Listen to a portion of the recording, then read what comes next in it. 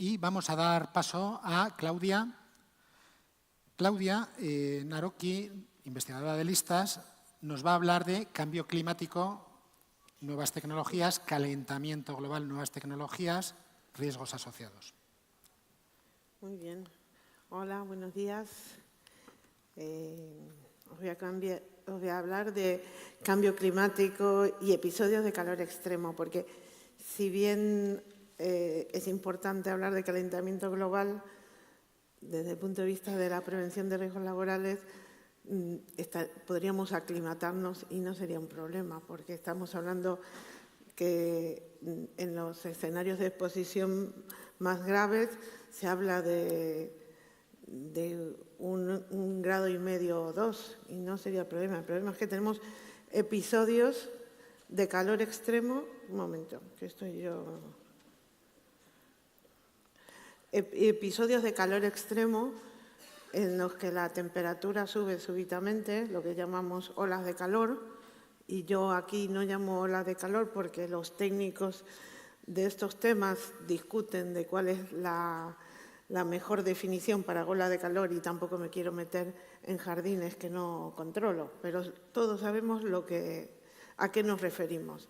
Episodios de calor extremo en los que la temperatura sube muy por encima de los días anteriores y que se pueden presentar en general en los periodos veraniegos, pero cada vez más se presentan fuera de estos periodos también. Y ahora veremos. Y ante todo esto, la prevención de riesgos laborales tiene que dar respuestas. Primera transparencia, el cambio climático es evidente en estos episodios de calor y desde el año 2000 hay un seguimiento generalizado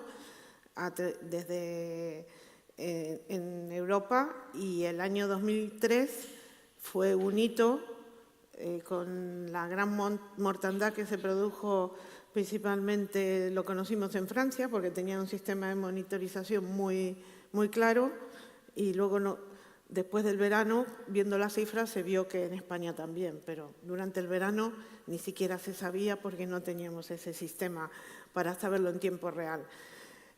Este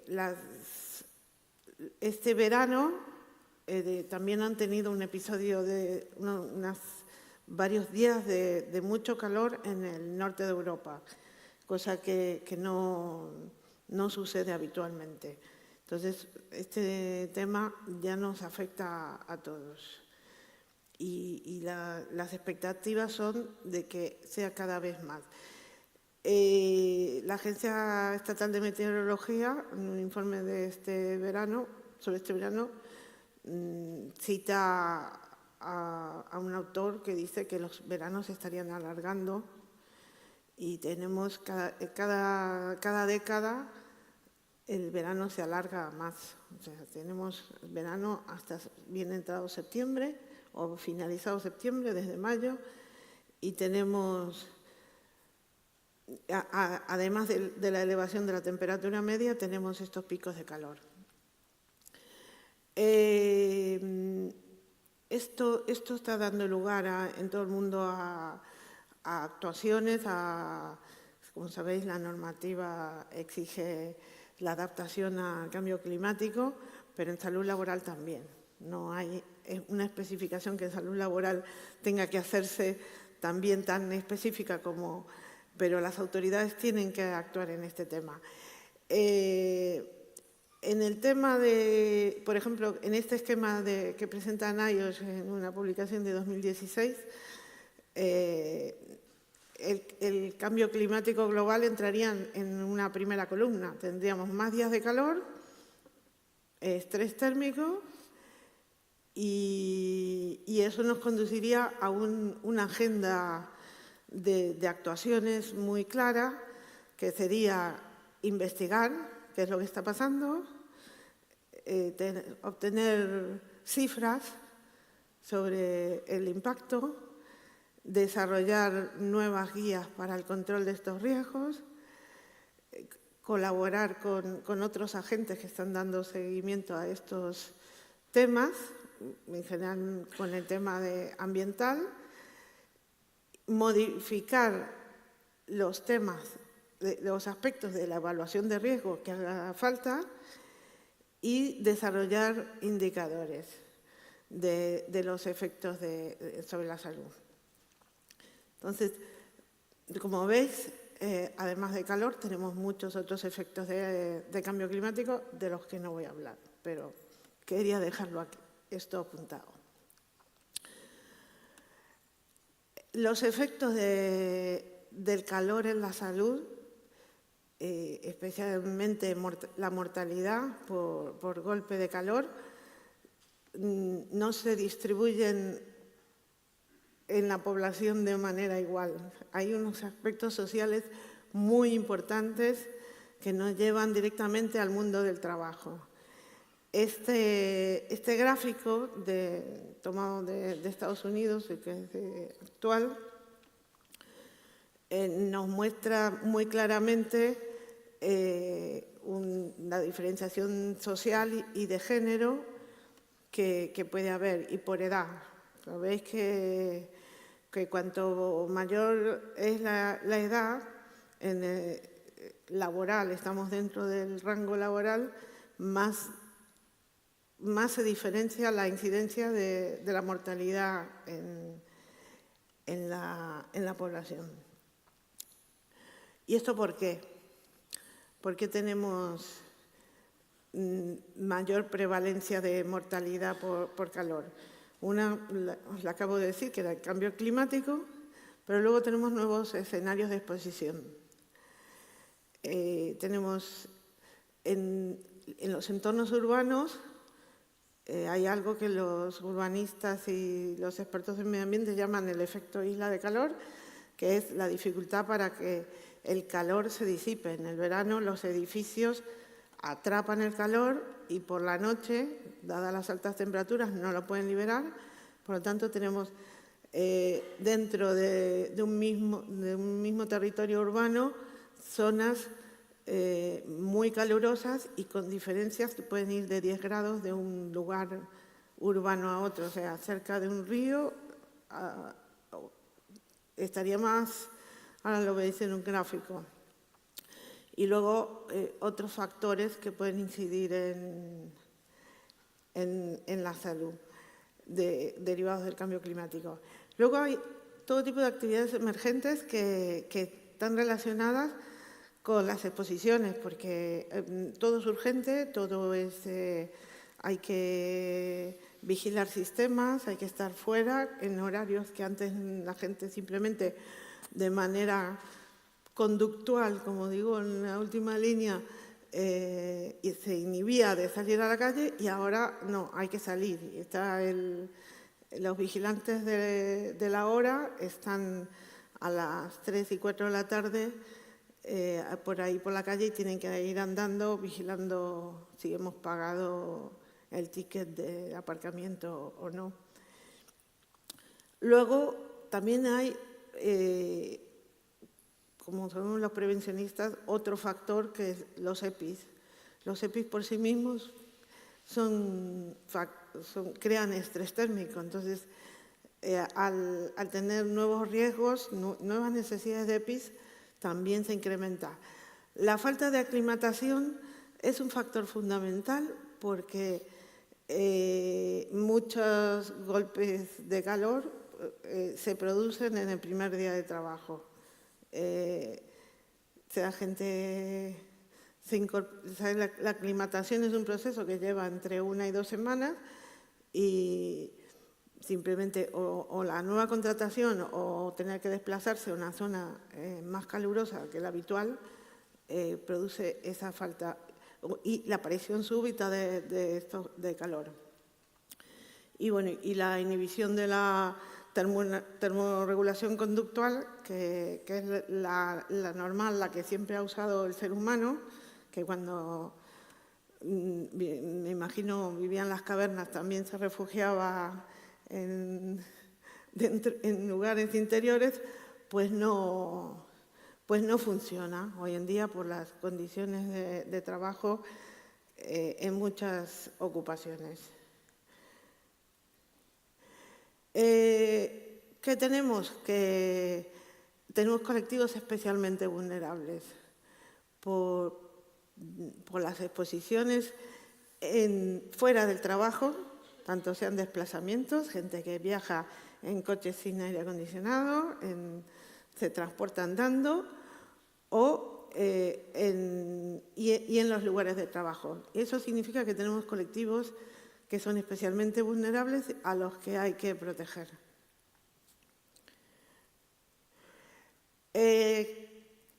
Estamos hablando de estrés térmico, que es una situación que está por encima del disconfort térmico, digamos, que está más allá de lo que el Real Decreto 486 define como temperaturas de confort y donde tenemos peligros. De esto se ha ocupado generalmente no la ergonomía, que es la del confort térmico, sino la higiene industrial.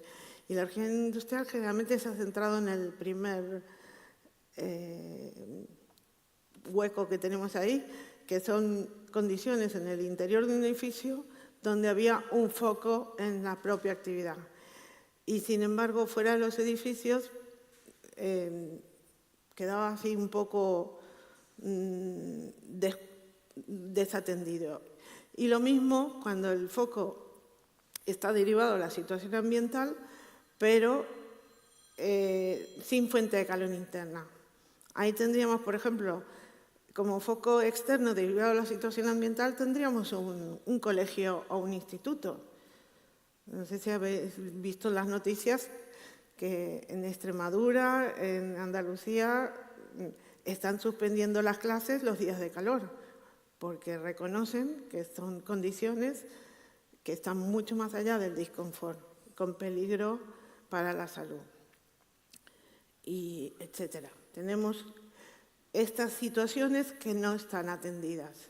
Todas son graves, pero algunas están más atendidas que otras. Tenemos más atención, y no siempre bien, a una fundición que a esas otras situaciones donde está alguien asfaltando o esto. Pues no sé si hace falta, pero quiero distinguir lo que es el estrés térmico de la sobrecarga térmica, para el público variado. Cuando hablamos de estrés térmico hablamos de una exposición a la que contribuye el esfuerzo físico, los factores ambientales y la ropa. En cambio, cuando hablamos de la sobrecarga, hablamos de la respuesta fisiológica que supone un esfuerzo para el cuerpo y que pues, es lo que hablamos de una afectación a la salud. Este esquema, que lo puse en inglés, pero lo pongo en castellano con una traducción rápida, viene a señalarnos que el estrés térmico no solamente produce cambios fisiológicos, sino que también cambios psicológicos en la conducta, porque es así como debería ser, pero además nos afecta en nuestro humor, en nuestra atención y por ahí produce accidentalidad. Y en este esquema estamos tomando solamente la exposición al calor externo y a la producción de calor metabólico por nuestra actividad física, y no estamos poniendo los EPIs.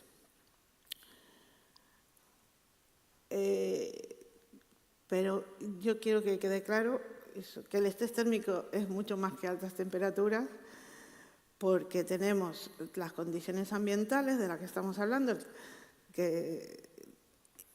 más el calor metabólico, más la resistencia técnica de la ropa que podemos tener que llevar por las tareas que estemos desempeñando. Y fácilmente podemos ver una situación donde se confluyen los tres factores a la vez y realmente estamos ahí en situaciones de peligro para la vida. ¿Qué pasa? ¿Qué efectos en la salud? Tenemos muy poco conocimiento de los efectos, del impacto que está teniendo el calor en la salud. Según, como decía, desde 2004 hay un seguimiento expreso de lo que es las olas de calor, los efectos sobre la salud, y existe un Plan Nacional de Calor. Y el Plan Nacional, cogiendo los datos de 2015, localizó 3 casos de muertes en toda España con exposición laboral. En cambio, el sistema Delta podría deducirse que hay bastantes más, pero no sabemos cuál, porque no existe una clasificación unívoca, porque, como veremos, los efectos del calor son sistémicos y no son fáciles de clasificar con nuestro sistema para la calificación del accidente de trabajo. Por otra parte, en búsqueda en la prensa, en el año 2015, encontramos 6 casos directamente referidos como laborales, más ingresos en la UCI. Y de todos estos casos recogidos por la variable descripción de la lesión, no sabemos muy bien dónde estaría. Y esto es solo un ejemplo. Podéis consultar el estudio que está en Internet y veis que para el resto de las variables también hay dificultades. Otro estudio muy relevante que he publicado recientemente evalúa el impacto de las temperaturas ambientales sobre el conjunto de la accidentalidad laboral y muestra la correlación que existe. Bueno, este estudio se ocupa también del frío y es muy interesante porque demuestra que nuestro sistema de información puede mejorarse con estudios de este tipo, pero mucho. Y tomar en cuenta, hay que tomar en cuenta los resultados de estos estudios. ¿Qué pasa en el trabajo? En el trabajo, la persona que está en situación de estrés térmico debe liberarse del calor producido, ya sea por el esfuerzo físico o el calor que produce normalmente, pero encuentra dificultad porque el ambiente exterior es caluroso y tiene dificultad. Si esa situación no se interrumpe, se produce una sobrecarga térmica y de ahí se pueden derivar enfermedades por calor o el golpe de calor, que es la muerte por calor, si no se trata a tiempo. Bueno, aquí no, solamente para que recordéis que esto es grave. Eso lo dice la autoridad laboral todos los veranos, la autoridad sanitaria todos los veranos, al público en general, pero no lo dice suficientemente. Noticias de Vivir finaliza. ¿Me das unos minutos más? ¿No? Te lo volveré a recordar, pero bueno, no le hagas caso. La muerte por calor... Noticias de Vivir finaliza. La muerte por calor es compleja, es una respuesta inflamatoria sistémica que tiene muchos modos de manifestarse y, como dice un autor, morir durante una hora de calor es como una película de terror en la que se pueden elegir 27 finales posibles. No existe un cuadro clínico único, aunque tampoco quiere decir que no se puede saber cuando alguien está en peligro. Si a una persona le sube la temperatura y entra en hipertermia, se producirá alguno de estos procesos, pero ya sabemos que está en dificultades. Clínicamente será registrado como los médicos consideren, pero tampoco está muy estandarizado. ¿Qué pasa? Ante el disconfort tenemos que actuar sobre el origen del riesgo, intentar mejorar las condiciones. Pero ante el estrés térmico, además de actuar sobre el origen, tenemos que proteger la salud. Y en eso se basa la prevención de riesgos laborales. ¿Qué pasa también? Que dice nuestra guía técnica del Real Decreto 486, que no existe normativa legal específica para evaluar el riesgo por estrés térmico debido al calor, y entonces remite a normas técnicas. Las normas técnicas están recomendadas por el Instituto, especialmente en varias notas técnicas de prevención, y se recomienda el índice WGT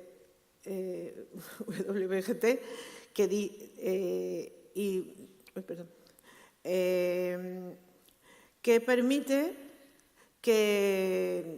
hacer una evaluación de riesgo puntual y representativa. Por ejemplo, elegís un día cualquiera, de mayo, junio, y decís, no hay estrés térmico. Y con eso el empresario se puede quedar tan tranquilo. Y eso es lo que está sucediendo. Es una desgracia, pero es lo que está sucediendo. Que dicotómicamente se pretende dilucidar con una medición única y puntual si hay estrés térmico o no, en situaciones en las que claramente están afectados por estos episodios de subida de calor, por ejemplo, en una fundición en la que el único sistema para enfriar sea la entrada de aire fresco. Y si el aire de fuera no está fresco, pues ya no enfría. Os comentaba esto de la isla de calor, también tenemos las solanas, hay fenómenos locales, hay fenómenos variables entre días, hay fenómenos variables entre lugares, las personas que se mueven están sujetas a distintas temperaturas y entonces claramente una evaluación de riesgo puntual no es representativa de las situaciones que se están viviendo. También están los factores de sensibilidad individual y eso está en todo esquema de prevención de estrés térmico. Entonces, la ACGIH, que es la autoridad más reconocida en estos temas, subraya en cada una de sus páginas del libro de TLVs, nunca ignore cualquier signo o síntoma relacionado con trastornos de calor. O sea, más allá de cualquier medición que hayas hecho, los prevencionistas deben atender a la salud y protegerla. Este es un gráfico tomado de NIOSH, que aquí os lo traduzco. Estas flechas son mías. Tenemos, por un lado, las flechas negras de la esquina superior, que estarían los factores típicos del estrés térmico, ambientales. Por abajo tendríamos el esfuerzo físico y la ropa y los EPIs. Y luego tendríamos otro tipo de los factores de sensibilidad individual que pueden afectar a la salud de las personas y los fluidos, la absorción o no de agua. Todo esto nos va a dar que tengamos o no enfermedades por calor. Y sobre todo esto es donde hay que actuar. Pero claro, ¿cómo actuamos? Pero hay aspectos claves que debe tener un plan para el estrés térmico. Y los expertos cada vez más recomiendan la autodeterminación, que lo dicen en inglés, de los trabajadores, para incentivar que una persona que se siente mal interrumpa el trabajo, lo diga y se refresque. No se puede decir de manera predecir, como se hace habitualmente, decir 15 minutos de trabajo, 15 de descanso o al revés, y atenerse a esa norma. Hay que atender a la situación de salud.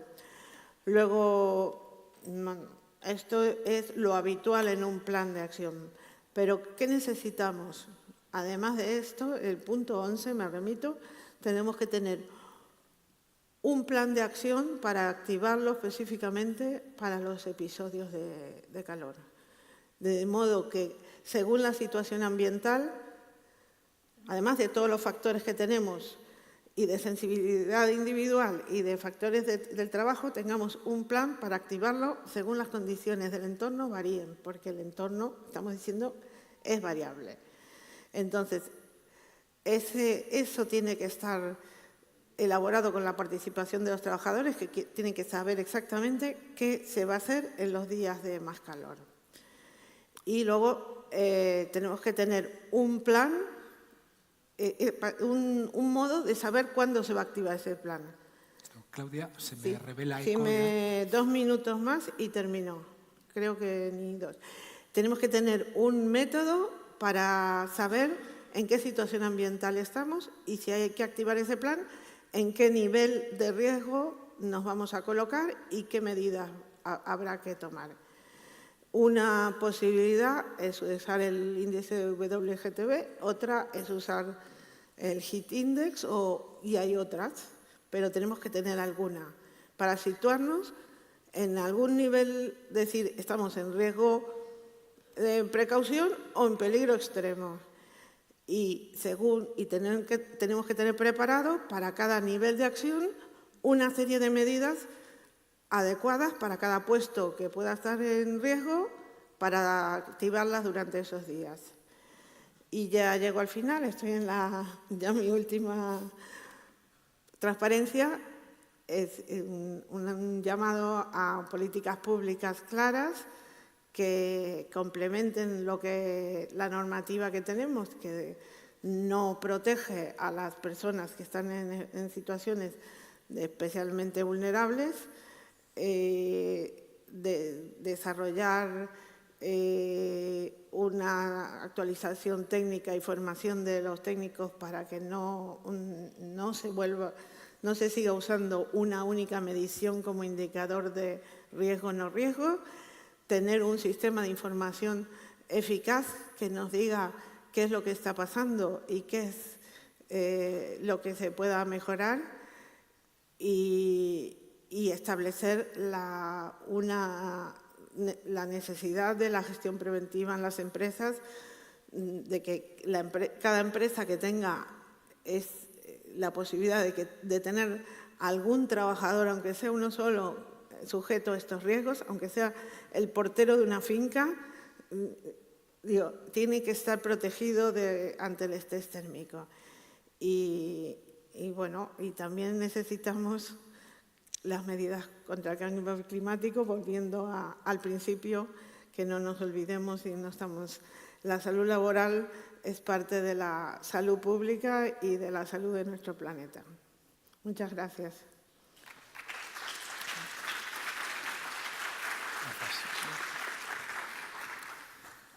Bien, oyéndole a Claudia me ha venido a la cabeza una experiencia reciente con el golpe de calor, no experiencia en el sentido negativo, y es participando en una carrera de estas populares que hay últimamente. Nos llegó a todos los participantes un email avisando de que había riesgo de golpe de calor por temperaturas superiores a 15 grados. O sea, activaban el email con 15 grados, que en la vida se me hubiera pasado por la cabeza que eso fuera así. No soy médico y seguramente hay una explicación médica, pero ya con 15 grados la organización lanza 30.000 emails avisando de ese golpe de calor. Bien, va variando, ¿no? Va variando el contexto, va variando la situación de la sociedad, de las empresas. Otro dato curioso relativo a las nuevas tecnologías es también hace relativamente poco, hace unos meses, hubo una propuesta del Parlamento Europeo, el Parlamento democrático más grande del mundo, una propuesta relativa a la robótica, la seguridad de la robótica. Y si leemos esa propuesta, una propuesta a la Comisión Europea, el Parlamento Europeo a la Comisión Europea. Era curioso porque citaba a Isaac Asimov, el gran Parlamento Europeo, citando a un escritor de ciencia ficción. ¿En qué? En relación a las leyes de la robótica. Empezamos a ver cosas que no nos esperábamos. Legislación en base a Isaac Asimov. No me lo hubiera creído en la vida. Igual vamos a aprovechar para ver si nuestro robot de inteligencia artificial cumple con las leyes de la robótica. ECO. ¿Qué son las leyes de la robótica? Las 3 leyes de la robótica son un conjunto de normas elaboradas por el escritor de ciencia ficción Isaac Asimov que se aplican a la mayoría de los robots de sus novelas y cuentos y que están diseñados para cumplir órdenes. En ese universo, las leyes son formulaciones matemáticas impresas en los senderos positrónicos del cerebro de los robots. Bien, por lo menos se lo sabe. Igual por lanzarle también alguna pregunta que no sea tan seria, se supone que es inteligencia artificial. Pues vamos a ver si tiene sus preferencias. Eco, ¿cuál es tu color favorito? Me gustan el azul del cielo y el blanco de las nubes. Bien.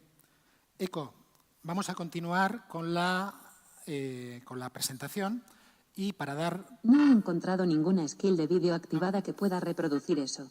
Eco. Abre la app Alexa para gestionar tus skills y dispositivos con funcionalidades de vídeo. Eco, para. Bien, para jugarnos quién presenta la tercera ponencia, vamos a hacerlo lanzando una moneda y lo que haremos es lanzar una moneda virtual. Eco, lanza una moneda. He tirado la moneda y ha salido cruz. Como no le he avisado qué implicaba qué, cruz será que vuelve a controlar el tiempo, ¿no?